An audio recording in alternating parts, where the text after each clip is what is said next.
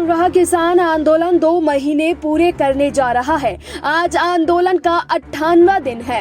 पिछले 26 नवंबर से किसान 3 कृषि कानूनों को रद्द करने और एमएसपी की गारंटी की मांग को लेकर दिल्ली एनसीआर के बॉर्डर्स पर धरना दे रहे हैं। सरकार इन कानूनों को 18 महीनों तक के लिए रोकने पर सहमत हो गई है, लेकिन किसान कानून को रद्द करने के अलावा और कुछ भी नहीं चाहते हैं। किसानों ने 26 जनवरी को गणतंत्र दिवस परेड पर दिल्ली के रिंग रोड में विशाल ट्रैक्टर रैली निकालने की घोषणा की है। वहीं महाराष्ट्र में भी किसान आंदोलन के समर्थन में राजनीतिक पार्टियां खुलकर सामने आ गई हैं। कृषि कानून के खिलाफ सोमवार को यानी आज मुंबई के आजाद मैदान में हजारों की संख्या में किसान इकट्ठा हुए हैं। महाराष्ट्र के अलग अलग जिलों से किसान यहां पहुंच गए हैं। पूर्व केंद्रीय मंत्री एनसीपी प्रमुख शरद पवार समेत अन्य महाराष्ट्र के नेता भी इस कार्यक्रम में शामिल हुए हैं।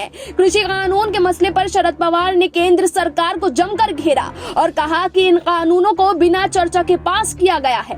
किसानों की इस सभा में पूर्व केंद्रीय मंत्री शरद पवार ने कहा कि आज देश भर में शांतिपूर्ण तरीके से किसानों का आंदोलन चल रहा है। शरद पवार ने कहा कि राज्यपाल के पास कंगना रनौत से मिलने का वक्त है, लेकिन आंदोलन कर रहे किसानों से मिलने का समय नहीं है। शरद पवार ने आगे कहा कि केंद्र ने बिना किसी चर्चा के कृषि कानूनों को वापस कर दिया, जो संविधान के साथ मजाक है। अगर सिर्फ बहुमत के आधार पर कानून पास करेंगे तो किसान आपको खत्म कर देंगे। ये सिर्फ शुरुआत है।